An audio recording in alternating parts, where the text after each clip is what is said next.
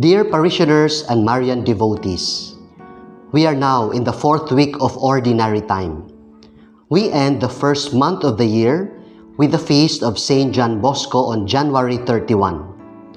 The Church has given him the honor as Apostle of Youth because he was a gifted educator of young people.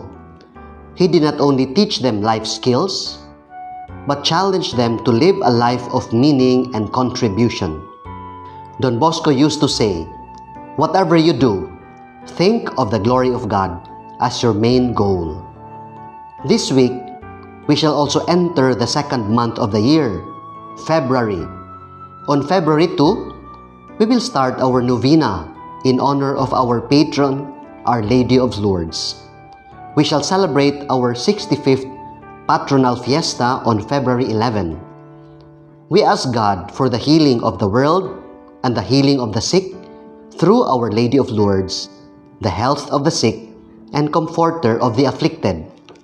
Our theme for this year's fiesta is this: Mary, reliable refuge and mother of a missionary church.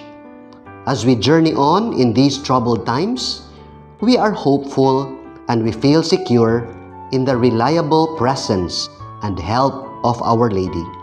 At all times and in all difficulties, Mama Mary is our everlasting refuge.